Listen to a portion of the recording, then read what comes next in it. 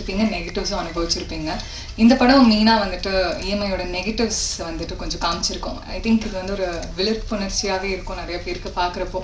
Because எல்லாமே எந்த அளவுக்கு நம்ம ஆசைப்படுறோன்னு ஒன்று இருக்குது, எந்த அளவுக்கு நம்மளால பண்ண முடியும்னு ஒன்று இருக்குது.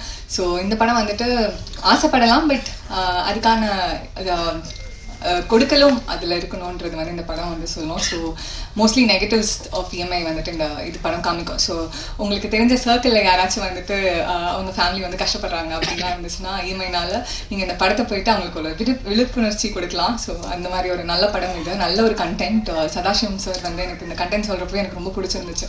ஸோ அதுக்கேற்ற மாதிரி சாருமே நிறைய ஹார்ட் ஒர்க் போட்டிருக்காரு இந்த படத்தில். ஸோ கண்டிப்பாக உங்கள் ஃபேமிலி அண்ட் ஃப்ரெண்ட்ஸ் எல்லாரையும் கூட்டிகிட்டு போயிட்டு இந்த படத்தை பாருங்கள், சப்போர்ட் பண்ணுங்கள். And thank you to all the media people வந்து இந்த படத்தை எங்களோட ஆடியோ லான்ச்க்கு வந்து சப்போர்ட் பண்ணதுக்கு. அண்ட் இவ்வளோ எஸ்டீம் கெஸ்ட்டுக்கு நடுவில் உட்கார்ந்து நினச்சா ஐ எம் ஸோ கிரேட்ஃபுல். நான் ஆக்சுவலி ஒரு பெரிய ஃபேன் வந்துட்டு, பாக்யராஜ் சாரோட ஃபேன், பேரரசு சாரோட ஃபேன், அண்ட் தேவயானி மேம் எல்லாருக்கும் பயங்கரமான ஃபேன். அண்ட் பேரரசு சார் வந்து எனக்கு அப்பாவாக நடித்தது வந்துட்டு I feel so blessed for that. And இந்த ஆப்பர்ச்சுனிட்டி கொடுத்ததுக்கு Sadasivam sir thank you so much. And producer sir thank you so much. To support. Thank you. அவர்கள் மற்றும் அரவிந்த்ராஜ் அவர்கள், எஸ்ஆர் பிரபாகரன் அவர்கள், இந்த படம் சம்பந்தப்பட்ட, அதாவது ஹீரோவாகவும் இயக்குநராக இருக்கும் சதாசிவம், ஹீரோயின் இசையமைப்பாளர் ஸ்ரீநாத் மற்றும் தயாரிப்பாளர் உள்பட நம்ம ஆதவன், பாண்டி எல்லோருக்கும் என்னுடைய மனமார்ந்த வாழ்த்துக்கள். இயக்குனர் சங்கத்தில் ஆதவன் தான் சொன்னார்ல, இயக்குனர் சங்கமே உட்காந்துருக்குன்னு, எல்லாம் பேரரசு சார் அவர்களுக்காக தான். பரவாயில்ல, இவர் நம்ம பிரபாகரனையாவது பேரரசு சார் கூப்பிட்டாரு, என்னைய வந்து யாரும் கூப்பிடல, நம்பியை கூப்பிட்டாப்புல. எங்கள் யூனியனுடைய ஒருங்கிணைப்பாளர் நம்பியை வந்து ஃபோன் பண்ணி, சார் இந்த படத்தை ஆடியோ ஃபங்க்ஷன் நீங்கள் வரணும் அப்படின்னாரு. அப்படியா அப்படின்னா, இல்லை சார் நீ இது வந்து பேரரசு சாருடைய அசிஸ்டண்ட்டு அப்படின்னாரு. பேரரசு சார் அசிஸ்டன்ட் சொன்னோன்னா அப்புறம் மறுக்க முடியாது, கண்டிப்பாக வந்து தான் ஆகணும். ஏன்னா பேரரசு வந்து அந்த அளவுக்கு எங்கள் சங்கத்துக்கு வந்து இன்றைக்கி உழைச்சிட்டு இருக்கிற ஒரு உழைப்பாளி. ஸோ அந்த அன்றைக்கி நான் சங்கத்தின் இணைச்செயலாளர்ன்ற முறையில் கண்டிப்பாக அந்த ஃபங்க்ஷனை கலந்துக்கணுன்ட்டு வந்தேன். பொதுவாக வந்து பார்த்தீங்கன்னா இயக்குனர் சங்கத்தில் இருக்கக்கூடிய மெம்பர்ஸில் 90% ஆட்களுக்கு வந்து இவருடைய பாதிப்பு இல்லாமல் அவங்க சினிமாவுக்கு வந்திருக்கவே மாட்டாங்க. அதுதான் எங்கள் எழுத்தாளர் சங்க தலைவர் திரு பாக்யராஜ் சார் அவர்கள். எந்த டைரக்டரை கேட்டாலும் சரிதான், அவருடைய பாதிப்பு, அவர் படங்களை பார்த்தோம், அவருடைய இன்ஸ்பிரேஷன் இருந்துச்சு அப்படின்னு சொல்லுவாங்க. அந்த அளவுக்கு பாக்யராஜ் சார் வந்து எல்லாத்துக்குமே தெரியும். நான் மீண்டும் மீண்டும் அவரை பற்றி சொல்லிட்டு இருக்கிறதுக்கு ஒரு எதுக்காக இந்த விஷயத்த சொல்ல வரேன்னா, பாக்யராஜ் சார் அவர்களை வந்து நான் முதலாக சந்தித்தது ஒரு விமான பயணத்தில் தான். நான் அவருடைய தீவிர ரசிகன், அவருடைய படங்கள் ரெஃபரன்ஸ் அவ்வளோ பார்ப்பேன். ஆனால் ஃபஸ்ட்டு ஏர்போர்ட்டில் பார்க்குறப்ப இது ஃப்ளைட்டில் உள்ளே தான் உட்காரும் போது தான் பார்க்குறேன், என் பக்கத்தில் வந்து உட்காருறது அவர். எனக்கு ஷாக்கு, உடம்புலாம் வளவளம் விளக்குது. ஒரு புக்கோடு உட்காந்துருந்தார். வணக்கம் சார் அப்படின்னா திரும்பி பார்த்துட்டு வணக்கம் அப்படின்னா, சார் நீங்கள் மறந்துருப்பீங்க, எனக்கு ஞாபகம் இருக்குது, அதை புக்கை படிச்சுட்டு அப்போ சார் நான் டைரக்டர் வெங்கடேஷன் தெரியும் அப்படின்னாரு.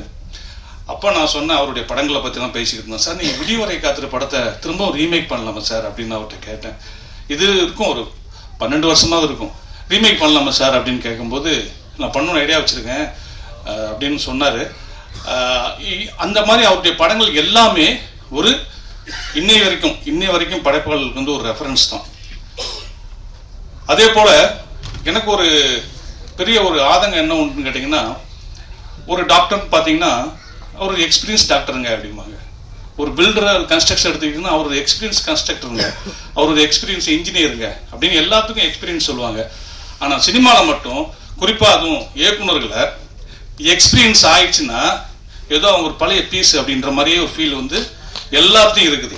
தயாரிப்பாளர்கிட்ட இருக்குது, ஹீரோக்கிட்ட இருக்குது, எல்லாருக்குமே இருக்குது. இதை நான் குற்றச்சாட்டாக சொல்லலை, அந்த எக்ஸ்பீரியன்ஸை பயன்படுத்தணும் அப்படின்னு நான் சொல்கிறேன்.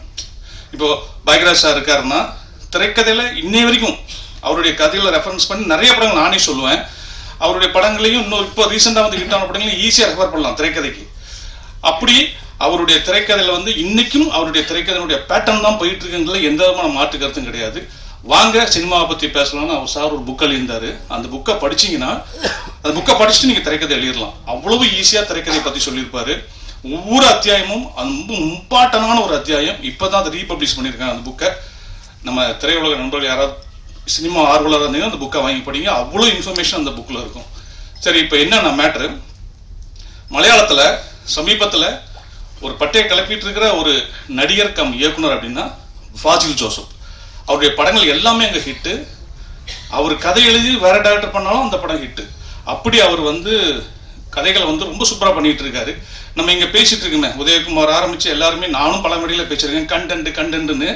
அந்த கண்டென்ட் என்னங்கிறதுக்கு அவர் படங்கள் தான் உதாரணம். ஸோ கண்டென்ட் எங்கேயுமே இல்லை, லைஃப்பில் இருக்குது, அங்கேருந்து எடுத்து பண்ணாலே அந்த படங்கள் ஹிட் ஆகும் அப்படின்னு அவர் வாசில் ஜோசப் படி எல்லா படத்துலையும் இருக்குது. இதை நமக்கு அப்பவே காட்டிட்டாரு நம்ம திரையுலக ஜாம்பவான் திரு கே. பாக்யராஜ் சார் அவர்கள். கோயம்புத்தூர்ல நமக்கு தெரியாத ஊரெல்லாமே அவர் படத்துல வந்து சொல்லியிருப்பாரு. நிறைய சம்பவங்கள் அவர் படத்துல, மௌன கீதங்கள் ஆரம்பிச்சு உருகை ஓசை ஆகட்டும், எல்லா படங்களையுமே அவருடைய அந்த கேரக்டருடைய எளிமை, அவர் எங்கேயோ பார்த்த எங்கேயோ சந்தித்த மனிதர்ல ஹீரோ ஆக்கிடுவாரு. எங்கேயோ மறக்க முடியாத ஒரு கேரக்டர் சந்திச்சிருப்பாரு, அதை வந்து அவர் வந்து ஒரு கேரக்டரா மாத்திடுவாரு. உருகை ஓசையில சங்கிலி முருகன் கேரக்டர் எப்படி வந்துச்சுன்னு அந்த புக்ல எழுதியிருப்பாரு பாருங்க, அவ்வளோ அழகா இருக்கும். இதைத்தான் ஃபாசில் ஜோசப் பண்ணிட்டு இருக்காருன்னு நான் சொல்றேன். ஆரம்ப காலத்துல பாலச்சந்திர மேனன் ஒருத்தர் இருந்தார் சாருடைய பீரியட்ல. சார் ஹீரோ நடிச்சுட்டு இருக்கும்போது அங்க சாருடைய படங்கள் மாதிரியே அங்க பாலச்சந்திர மேனன் பண்ணிட்டு இருந்தாரு. இப்போ ஃபாசில் ஜோசப் பண்ணிட்டு இருக்காரு. ஸோ இன்னைக்கு வர்ற இயக்குனர்கள் எல்லாருமே பாக்யராஜ் சார் பேட்டர்ன்ல வந்து கதையை எடுத்து ட்ரெண்டுக்கு டாக்டம் பண்ணாங்கன்னா நிச்சயமா அது ஹிட் ஆகும். சமீபத்திய உதாரணம் மீண்டும் சொல்கிறேன், ஆணித்தரமாக சொல்கிறேன், டிராகன். அந்த இயக்குனர் எடுத்த அந்த இதுக்கு முன்னாடி இந்த லவ் டுடே ஆகட்டும், டிராகன் ஆகட்டும், கதை இன்னைக்கு ட்ரெண்ட்ல இருக்கும். ஆனா பிரசன்டேஷன் எல்லாமே சாருடைய படங்களுடைய பேட்டர்ன்ல இருக்கும். அவர் பார்த்துலாம் பண்ணல, பேட்டர்ன்ல இருக்கும்னு நான் சொல்ல வரேன். இப்படி நம்ம வந்து நம்ம கையிலேயே நிறைய கதைகள் இருக்குது. அந்த வகையில இந்த சதாசிவம் இஎம்ஐ வந்து அவரே பாக்யராஜ் சார் பாணியில ஹீரோவா நடிச்சு இயக்கி இருக்கிறது மிகப்பெரிய ஒரு பாராட்டுக்குரிய விஷயம். ஆடியன்ஸ் ஏத்துக்குவாங்களா, கூட்டம் வருமா வராதா, அதெல்லாம் வந்து இப்போ வந்து எந்த படத்துக்குமே வந்து கூட்டம் வரணும் ரிலீஸ் ஆகி அந்த ரிசல்ட் வர வரைக்கும் தெரியவே தெரியாது. படம் நல்லா இருக்குன்னா இங்கே இருக்கிற பத்திரிகையாளர்களே இந்த படத்தை கொண்டு போய் சேர்த்துருவாங்க. படம் சூப்பர் சூப்பர்னு முதல் ஷோ முடிஞ்சு போகும்போதே சொல்லிடுவாங்க. நல்லா இல்லைன்னா பேசவே மாட்டாங்க, ஃபோனும் வராது. அப்பயே தெரிஞ்சுக்கலாம் நம்ம படம் ஏதோ இங்கே தப்பு இருக்குது அப்படின்னு. அப்படி முதல் ரசிகர்கள் பத்திரிகையாளர்கள் தான். இவங்க என்ன நினைக்கிறாங்களோ அதுதான் ஆடியன்ஸ் ரிசல்ட். நான் பல படங்களை பார்த்துருக்கேன். ஸோ இந்த இஎம்ஐ வந்து ஒரு நல்ல கண்டென்ட்டோட வருதுன்னு தெரியுது. அதாவது வந்து இஎம்ஐ வாங்கினா என்னென்ன பாதிப்பு வருது, எப்படியெல்லாம் மிரட்டுவாங்க, இப்படிலாம் நடக்குமா அப்படின்னு நமக்கு தெரியாத விஷயங்கள் அந்த படம் பதிவு பண்ண போது நல்லாவே தெரியுது. ஸோ இந்த படம் வந்து ஒரு நல்ல கண்ணோட்டோட வருதுன்னு தெரியுது. அதை சதாசிவன் நல்லாவே பர்சன்ட் பண்ணியிருப்பாரு. முதல் படம் பண்ணுறதும் அதுவும் புதிய தயாரிப்பாளர் பண்ணுறதும் நிறைய கஷ்டங்கள் இருக்கும். அந்த கஷ்டத்தோடு தான் பண்ணியிருக்காங்க. லக்கிலி அவங்களுக்கு சப்போர்ட்டாக பேரரசு சார் இருந்திருக்காரு. அது ஒரு பாராட்டப்பட வேண்டிய ஒரு விஷயம். ஒரு பாட்டு எழுதியிருக்காரு. அப்புறம் குறிப்பாக நான் வந்து எனக்கு ஆதவன் தெரியும் அப்படின்றதால அவரை பற்றி நான் பேசணும். ஆதவன் உண்மையிலே வந்து ஒரு இப்போ சொல்லிட்டு இருந்தார்ல, எனக்கு வருஷத்துக்கு ஒரு படம் தான் வருதுன்னு. அவர் நிறைய படம் பண்ண வேண்டிய ஒரு நடிகர். அவ்வளோ திறமை அவர்கிட்ட உண்டு. அவர் மாதிரி மிமிக்ரி பண்ணி யாருமே பார்த்துருக்க மாட்டீங்க. எப்படிப்பட்ட நடிகர் இருந்தாலும் அவர் வாட்ச் பண்ணால் அவர் ஒரு ஒன் டே எல்லாம் அவர் ப்ராக்டிஸ் பண்ணி பேசிடுவார். என்னுடைய சண்டை மாறுதம்னு படத்தில் வந்துட்டு அவர் காதல் தண்டபாணி அவர்கள் வந்து படம் முடிகிற தருவாயில் இதாகிட்ட காலமாயிட்டார். அப்போ டப்பிங் எப்படி பண்ணுறது அப்படின்னு யோசிக்கும் போது எனக்கு வந்து ஆதவன் பேசினா கரெக்டாக இருக்கும்னாங்க. நான் சொன்னேன் சரி எடுத்து காமிங்க பார்ப்போன்ட்டு நான் போயிட்டேன். அப்போ நான் வேற வேலை இருந்துச்சு, எடிட்டிங் வேலை. ஆதவன் பேசியிருந்தார். வந்து பார்த்தா எனக்கு அவரா பேசினாரு அப்படின்ற மாதிரி இருந்துச்சு. அப்படியே அக்யூரேட்டாக காதல் தண்டபாணி பேசினாரு. இன்னைக்கும் சண்டமரம் படத்தில் காதல் தண்டபாணி பேசுனது அவர் தான். அப்படி ஒரு அற்புதமான ஒரு டேலண்டான ஆள். கொஞ்சம் நடிகை பாஸ் நீங்கள் பண்ணதுன்னு அது அந்த நிகழ்ச்சியில் அவ்வளோ பாப்புலரான நிகழ்ச்சியை பண்ணார். இன்னும் சொல்ல போனால் ரீல்ஸ்லாம் வர்ற காலத்துக்கு முன்னாடியே பயங்கர வைரலான ப்ரோக்ராம் அது. அவர் பாண்டி எல்லாருமே இந்த படத்துக்கு சப்போர்ட்டாக வந்திருக்காங்க. குறிப்பாக தயாரிப்பாளரை சொல்லணும். ஒரு புதிய படத்தை எடுத்து அதை நம்பிக்கையோட அந்த டைரக்டரே ஹீரோவாக்கி அவர் இந்த படத்தை ப்ரெசென்ட் பண்ணியிருக்காரு. இந்த படம் மிகப்பெரிய வெற்றி அடையணும் அப்படின்னு சொல்கிறதுக்கு முன்னாடி தேவயானி அவர்கள் வந்து டைரக்டராக இருக்காங்க. அவங்களுக்கு என்னுடைய வாழ்த்துக்கள். டைட்டில் சொல்லாமா வேண்டாமா சொல்லாங்க. அவங்க படத்துடைய டைட்டில் வந்து கைக்குட்டை ராணி அப்படின்னு வச்சுருக்காங்க. எனக்கு ரொம்ப பிடிச்சிருந்த டைட்டில்.